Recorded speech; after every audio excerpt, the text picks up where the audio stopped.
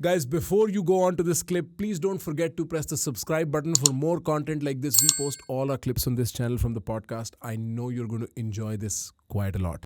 आदमी को, और आपने मतलब जब यूट्यूबिंग भी करी होगी, किसी लेवल पे तो आदमी अपना पेट काटता है, किसी लेवल पे तो आदमी अपने आप को कहता है कि भाई यार इस सबको साइड में रखो, मेरे को आगे बढ़ना है. जैसे अभी आपने एक बात बोली थी कि मैंने अपने दोस्तों से कट ऑफ हो गया था, वो करियर के चक्कर में कट ऑफ करता है 100%. हाँ. और एक आइडिया ये है कि भाई आपके दोस्त आपको बड़ा करते हैं, आपको आपके प्यार और ग्राउंडिंग के सोर्स होते हैं, बट कभी कभी वो ऑब्स्टिकल्स भी होते हैं आपकी जर्नी में. बहुत बार होते हैं भाई, बहुत बार होते हैं.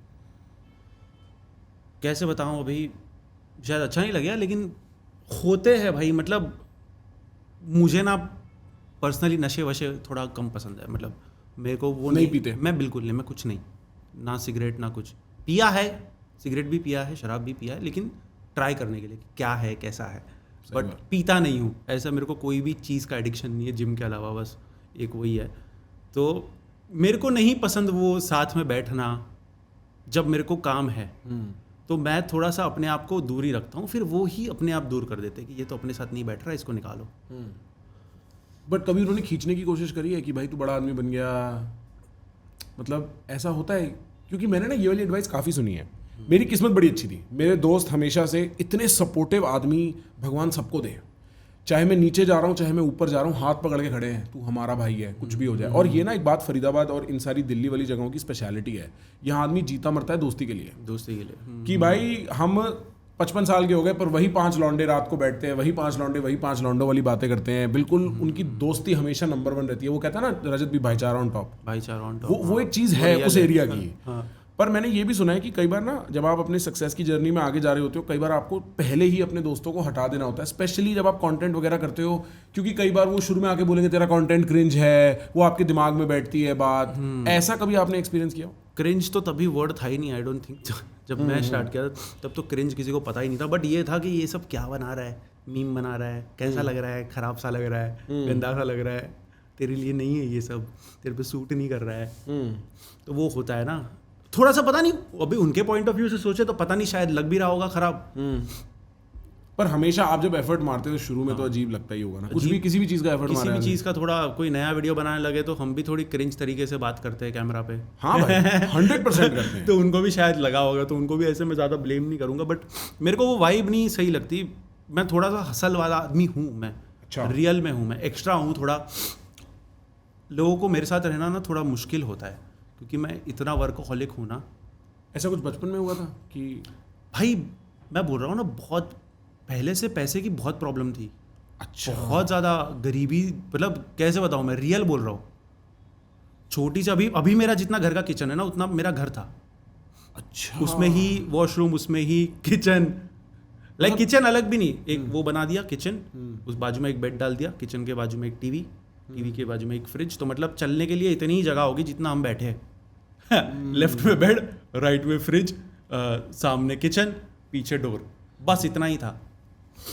तो अब मेरे दिमाग में तो वो आता है कि ये साले इनके तो सबका सेट है, ये बुला रहे मेरे को, मैं क्या करूं भाई. इनका इसके तो बाप की दुकान है, इसका तो अच्छा चल रहा है, इसका तो फ्लैट है, मेरा तो नहीं है, तो मैं तो नहीं बैठ सकता. तो ये मेरे दिमाग में हमेशा रहता है.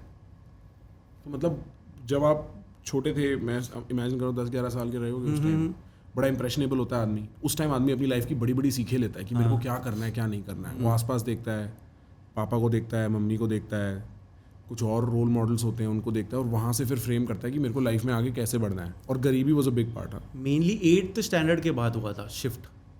8th तक तो लाइक पढ़ाई में तो मैं हमेशा से अच्छा था, लाइक हमेशा बोर्ड पे नाम आता था. बट वो एक था कि रिस्पॉन्सिबिलिटी कभी नहीं लिया. वो होते हैं ना हेड बॉय तो नहीं था, बट घर पे अलग था बहुत. वो होता है रोग लोग होते हैं ना, वैसा था भाई. कोई बात नहीं सुनना, कुछ नहीं करना, ये नहीं करना. तो मेनली 10th मैंने तो काम करना ही 10th के बाद शुरू कर दिया था. क्या करते 10th स्टैंडर्ड के बाद अम्यूजमेंट पार्क में करता था. एसएल वर्ल्ड में? नहीं, टिकोजिनीवाड़ी में बॉल मशीन में. अच्छा, वो करता था. फिर कॉल सेंटर में करना था मेरे को, लेकिन तब मिल नहीं रहा था क्योंकि 16 ही था तब मैं. तो तब बहुत भटके हम लोग, मैं और मेरा दोस्त, लेकिन किसी ने काम नहीं दिया. कॉल सेंटर में ऐसा होता है ना कि 18 के बाद ही लेते हैं, वो तो एक प्रोफेशनल चीज़ हो जाती है ना. सही बात. तो वहाँ पे लेते नहीं. तो मैं कंटिन्यूसली काम ही कर रहा हूँ. ऐसा मेरे को कभी कभी लगता है कि मैंने लाइफ जी नहीं है. पिछले 5-6 साल तो मेरे को ऐसा लग रहा है देखे ही नहीं है मैंने. जब से यूट्यूब हुआ है ना, हाँ, तब से मेरे को लग रहा है 5-6 सालों में मैंने कुछ एंजॉयमेंट ही नहीं किया है, सिर्फ यूट्यूब किया है सिर्फ मैंने काम किया, ऐसा लग रहा और काम। मतलब यूट्यूब जैसे ये भी एक परसेप्शन होता है और मेरे ख्याल से ये पिछले 2-3 साल में ही बदला है। हम अभी बात कर रहे थे जब मैंने कंटेंट स्टार्ट किया था ना, तब ये एक दुनिया थी जहाँ पे आप आते थे चिल करने, ये एक आर्ट था, आप मौज कर रहे हो। अब ये कंसोलिडेटेड बिजनेस एंटरप्राइजेज हैं। जब आपको पता भी नहीं चलेगा कब आप काम करने लगते हो। आप शौक के लिए शुरू करते हो, मज़े के लिए शुरू करते हो, मज़ा आ रहा है वीडियोस बना के, पता नहीं चलेगा कब आप काम करने लग रहे हो, कब आपके पास डेडलाइंस है, ये सब आ जाता है अचानक से। तो वो बहुत वो है, मतलब हाँ, एकदम से काम बन जाता है, एकदम से काम बन जाता है। और मेरे को लगता है ये इंडस्ट्री भी एकदम से काम बन गई है, इंडस्ट्री भी बन गई है, कंपटीशन। हाँ, क्योंकि अब तो अच्छा मेरे को ऐसा लगता है यूट्यूब में घुसना मुश्किल हो गया, क्योंकि यूट्यूब में आपको एक लेवल ऑफ प्रोडक्शन चाहिए ही चाहिए। चाहिए। पर हाँ, वो जो लोग बोलते हैं ना कि तुम जो है तुम्हारे पास वो यूज करके बनाओ, नहीं होता है। ऑनेस्टली भाई नहीं होगा। तुम फोन से वीडियो बनाओ, कोई नहीं देखेगा, कोई नहीं क्यों देखेगा? वो भुवन के टाइम पे चल रहा था। तुम अब क्या बनाओगे ऐसा कि तुमको फोन से रिकॉर्डेड, फोन के माइक से लोग देखे? सब तो बन गया है। हाँ, पॉडकास्ट 1000 हो रहे, रोस्ट 1000 हो रहे, हाँ, और कौन से जॉनर, टेक वाले 1000 है। तुम ऐसा क्या दे रहे हो? सही बात। मेरे को लगता है यूट्यूब हमारे जनरेशन का टीवी है। हाँ, जो टीवी स्टार्स की इज्जत होती थी जब हम छोटे थे ना, हाँ, अब वो यूट्यूब स्टार्स की इज्जत है भाई मार्केट में, बहुत ज़्यादा है। हाँ, क्योंकि मेरे से जब लोग मिलते हैं, मेरे को कभी कभी जब वैसे वाले डीएम्स आते हैं ना कि आदमी भाई फुल रिलेट मारता है और वो अपना सच लिख रहा होता है, मैं हिल जाता हूँ भाई।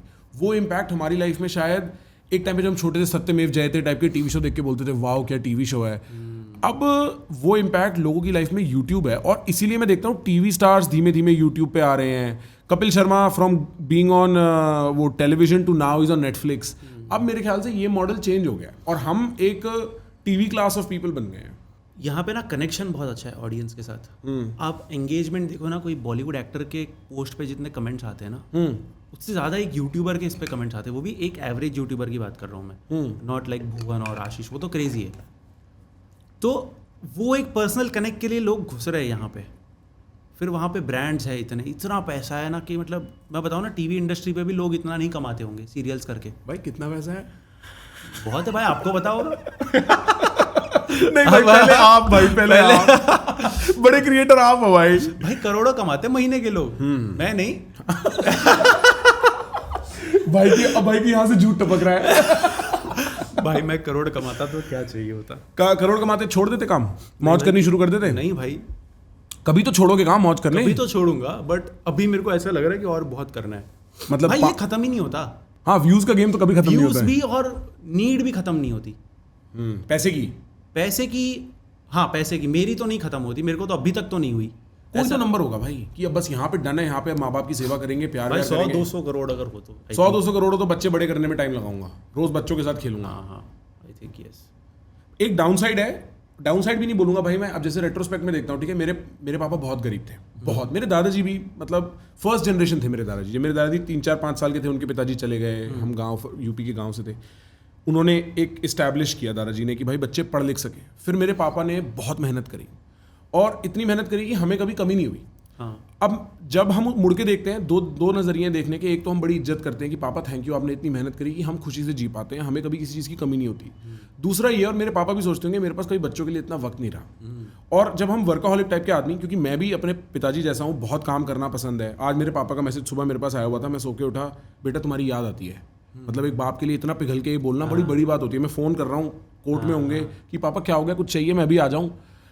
होता क्या है कि ना, एक पॉइंट पे वर्काहॉलिक आदमी को मुड़ के सोचना पड़ता है मेरे हिसाब से कि यार कुछ टाइम फैमिली को दूं ज़्यादा, और कभी तो ये भाग दौड़ खत्म हो।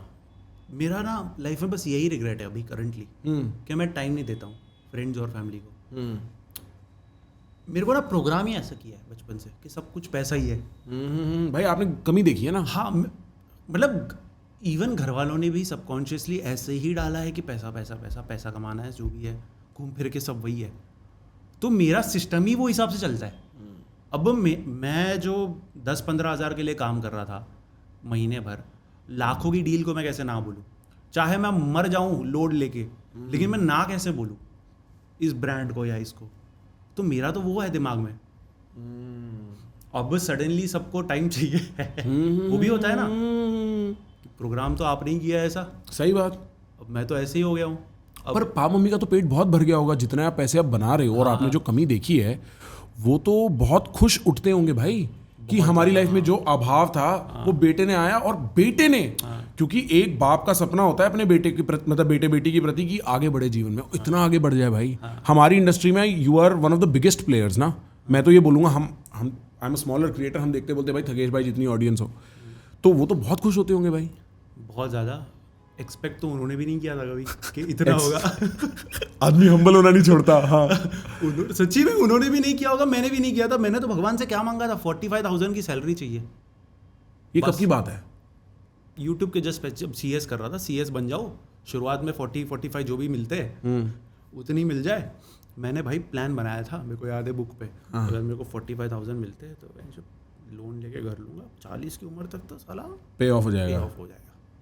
तो ये मेरा प्लान था। अब मैं 11 मिनट में 45,000 रुपये कमा लेता हूँ। मेरा हो गया, अब मैंने घर का पे ऑफ भी कर दिया, सब कुछ हो गया सॉर्ट। हाँ, और अभी you are all of how old?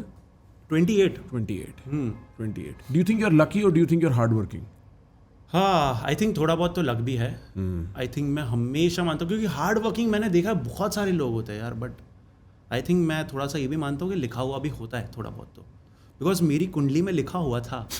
सच्ची में, मैं मजाक नहीं कर रहा हूँ, मेरे पीढ़ी में किसी ने पैसा नहीं देखा है। अच्छा। मेरे कुंडली में लिखा था कि महालक्ष्मी है। अब मैं बोलता था अरे क्या महालक्ष्मी जो चौल के घर में, क्या कैसे, क्या कहाँ से आएगी लक्ष्मी? हाँ, इट हैपेंड। अब मैं पता नहीं, अब मैं हार्डवर्क तो कर ही रहा हूँ of course, but it happened. वो उसमें भी थोड़ा मैं बिलीव रखता हूँ। अच्छा, कौन से पंडित जी ने बनाई थी ये कुंडली? हम भी बनवाए? पता नहीं भाई, अब है जो भी है घर में। अच्छा, घर के ही पंडित जी हैं, कोई लोकल हैं? जो पैदा होते तभी बनती है ना वो तो। अच्छा, मेरे को नहीं पता भाई। हाँ, वो स्टार्स वगैरह को लेके जो भी है बनाते। हाँ, मैं एक बार, मेरे को याद है कंप्यूटर पे एक ऐप होती है, अब पता नहीं होती है कि नहीं, पहले होती थी कुंडली लाइट। अच्छा। वो कुंडली कंप्यूटर पे बन के आती थी, ठीक है। तो मेरा बड़ा भाई जो था ना, मेरा मतलब कज़न है, वो मेरे से 10-15 साल बड़ा है, वो हमारे घर पे रहता था, क्योंकि वो दिल्ली में कुछ कोर्स वोर्स कर रहा था, अपनी पढ़ाई वढ़ाई एजुकेशन कर रहा था, तो उसके पास एक PC होता था। उस पर वो ऐप होती थी कुंडली लाइट। तो एक दिन मैं मम्मी के पास गया, मैंने बोला मम्मी मेरा बर्थ टाइम क्या है? मेरे को नहीं पता। मैंने कहा हमारी कुंडली कभी नहीं आ सकती, हमारी कुंडली का कोई स्कोप नहीं है।